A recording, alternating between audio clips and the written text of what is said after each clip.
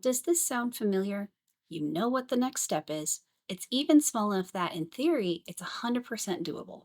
But you're still procrastinating and you're beating yourself up over it. You didn't forget. You know because you might literally walk past it every single day like me. Stay tuned for that anecdote. The voice in your head keeps saying things like, you're not doing enough, or you should be doing more.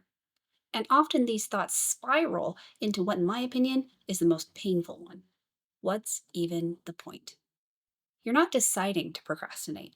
Instead, you're caught in a spiral, and procrastination is happening to you. This spiral has a name, and today we're going to talk about what's actually driving it and how to get out from under it.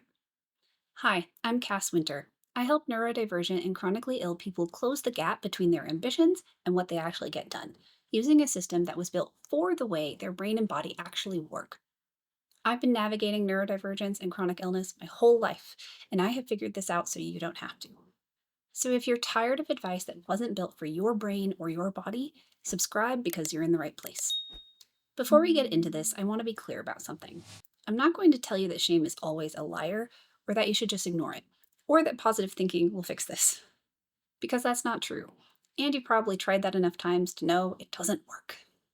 What I am going to tell you is why shame keeps stopping you even when you genuinely want to do the thing, and what to do instead. Before I share these tools, I need to say something important. These tools are not designed for severe emotional flashbacks or very intense emotional dysregulation. If you are in crisis, please Google Crisis Hotline for your country's hotline number. If you are experiencing a more severe emotional flashback, Google Pete Walker 13 Steps for Managing Flashbacks. I'll also link those steps in the description box below. If that's not where you're at right now, what I'm about to share should help. Here's the trap. When shame is running the show, most people try to figure out whether it's justified. Do I actually deserve to feel this bad? Is this really as big a deal as it feels? And I get why. If you could reason your way to whether the shame was earned, you'd know what to do next. The hope is that if it isn't justified, the shame would surely fall away and you could stop procrastinating. We've been taught that this is how it works, that feelings need to be regulated before you can move, that you feel your feelings so you can get to some calm, regulated state first. As if feelings are a commercial interruption and not the regular programming. So you spend your energy analyzing the shame, trying to work out if it's fair, if it's earned, where it came from. And none of that energy goes toward the thing you needed to do. The spiral gets louder, and eventually you land on what's the point. Figuring out whether your shame is justified is not the problem you need to solve. And I'll tell you why in a minute, but first, so why does shame keep stopping you, even when you really want to move forward? Shame is a painful, negative emotion that tells us there's something wrong. Shame can be healthy. For example, if we've done something wrong, like hurt someone's feelings, shame helps us understand our impact and guides us toward accountability and reparations. That's not the shame we're talking about today, however. Today we're talking about toxic shame, the shame that tells us there's something innately wrong with who we are, something permanent and unchangeable. These shame spirals seem like they're trying to motivate us, but instead they keep us frozen because they're not letting us engage with the task or project right in front of us. Our shame is bringing our past into our present. For a lot of us, especially those of us who are neurodivergent or chronically ill, the standards we were taught to judge ourselves against weren't built for us. They were at worst abusive and at best built for someone else entirely. Someone with a different brain, a different body, or different circumstances. And those standards usually came from the people who had the most authority over us when we were young: parents, teachers, anyone whose approval we needed to feel safe. Here's the part that really got me when I finally understood this. It wasn't just that the standards were impossible, it was that I was told to meet them without being taught how. I was handed the expectation without the tools, and when I failed, which I did, because of course I did, the response wasn't, let us help you figure this out, it was just, do better. And when shame is the primary reaction to failure, it creates a very specific kind of isolation. You stop asking for help.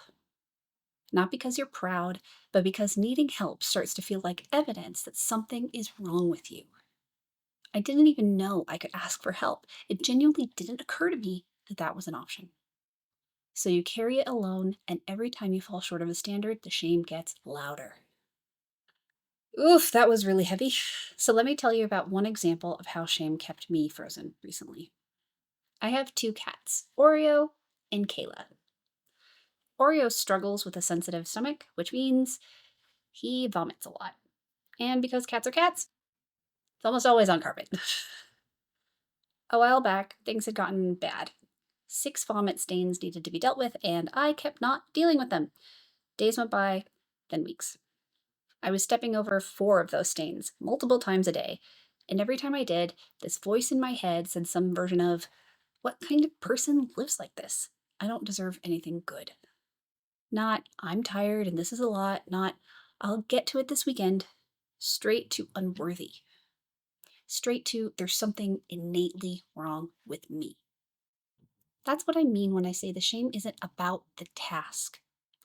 Carpet stains don't make me unworthy of good things. But my nervous system was running a very old program that said, "You have failed to meet the standard, and that means danger." There's a concept from trauma therapy that describes this really well. You may have come across the idea of emotional flashbacks, especially if you've read anything about CPTSD. The basic idea is that your nervous system can respond to something happening right now as if a past danger is happening again, even when the threat is long gone. Your body doesn't know the danger isn't real anymore. It's just running your old operating system. That's what the shame spiral is. It's not a rational assessment of your current situation. It's an old protection mechanism doing exactly what it was designed to do, but in a context that's no longer relevant. So here's the reframe I want you to sit with. Shame is a distraction. Think about a magician whose whole job is misdirection. They need your eyes to be somewhere other than where the real magic is happening. Shame works the same way. It takes your attention, all of it, and points it at the question of whether you are worthy or not. When you were a kid, this plus the threat of actual consequences was probably enough to motivate you to take action.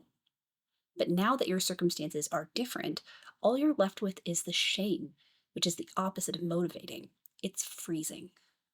Can shame hold value? Yes. If you genuinely hurt someone, for example, shame can be the thing that tells you it's your responsibility to take accountability and make it right. That's shame doing its actual job. But when you're sitting in front of something that matters to you, something you genuinely want to do, and shame is telling you that you're not enough, that's not information. That's misdirection. And trying to figure out whether the shame is justified is just giving it more of your attention, which is exactly what it wants. If shame or overwhelm tend to stop you in your tracks and you need a tool to get moving again right now, I made something for you. It's called the Anytime Reset. It's free and it's built specifically for when your brain is too stuck to figure out what to do on its own. You can grab it using the link in the description box below. And when I say in the moment, I mean it. This is not a planning system you set up and come back to later. It's for right now, this moment when you're already stuck. Okay, back to shame. So, what do you do instead? 3 things. The first is to name it and feel it. Feelings aren't commercial breaks you need to regulate yourself through before you can focus on your to do list. The purpose of noticing them isn't to make them go away before you can move on, it's to acknowledge what's actually happening and let yourself feel it so you can make an informed decision about what to do next. So when the shame spiral hits, you don't have to dismantle it. You don't have to figure out if it's justified. You just have to notice it, name it, and feel it. Here's what that looks like. Start by saying, "I'm in a shame spiral right now." Then notice the literal sensations you're having in your body in conjunction with that shame. Gently shift your attention to those sensations and spend 1 or 2 minutes feeling the sensations you're feeling. As you go, keep naming the sensations as a shame spiral. If other more specific emotions come up, name those as well. That's it for this first step. When you put language to what's happening while literally feeling what you're feeling, something shifts. Your nervous system starts to register that you're observing the experience rather than being swallowed by it. And that small distance is often enough to help us take the next step. Remember, the goal of feeling your feelings isn't to make the feeling go away. Not all feelings will dissipate after 1 or 2 minutes, and that's okay. you're allowed to shift your attention to the next step, which is to externalize your thinking. I did a video on this recently that I'll link above, but here's the short version. When shame has your brain tied up, you can't think clearly from inside your own head. So you take the thinking outside of it. Pen and paper, a notes app, whatever works. You use it to break the task or project down into steps that are actually doable. And I want to be specific about what actually doable means, because this is where people get stuck. It doesn't just mean small. It means you have everything you need to do it, you know how, you have the information you need, and you have the skill. If you get to a step and realize you don't know how to do it, that's not a failure. That's useful information. Write down what you need to find out or learn, and that becomes its own step. Being stopped because you're missing information or skill is not the same as being stopped by shame. You just need the how, and now you know to go find it. And the third step is to pace yourself. Once you have your list of actually doable steps, you're not doing all of them.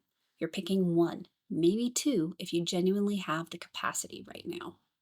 Because, and this is really important, you need to be willing to tolerate the discomfort of spending the time and energy needed to accomplish that step. I know that one or two actually doable steps might feel like they're not enough. That's the shame voice again, by the way. The exact one we've been talking about this whole time. The one that says a smaller version of the goal isn't worth doing. But one step done is infinitely more than no steps done. And every time you follow through on a small, realistic commitment, you're building self trust. And self trust is what eventually makes the bigger things possible. Let's come back to the magician for a second. You don't have to earn your way out of shame before you're allowed to move. You don't have to resolve whether it was justified. That question is the misdirection. That's exactly what shame wants you focused on. Your attention is the resource that matters here. Shame wants it, and you get to choose where it goes instead. Not because you've proven yourself worthy, not because you figured out whether the shame was fair, but because the carpet stains, or the email, or the project, or whatever it is for you, wasn't about your worth. It never was.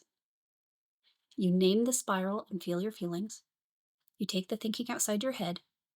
You do one or two things that are actually doable. That's how you get out from under it. If you're in a moment right now where the spiral already has you, grab the Anytime Reset. It's free, it's in the description, and it does the cognitive heavy lifting for you so you don't have to do it alone. You can dive into it after you've named and felt your feelings. By the way, when you get a shame spiral, what does the shame voice say to you? Leave it in the comments. I bet you'll discover you're not alone. Normally, this is the part where I'd say I'll be back in 2 weeks with another video, but I've got a rather medically intense month coming up. So there's a chance that the next video might take a bit longer than normal. But rest assured, I will be back. Talk to you soon. Bye.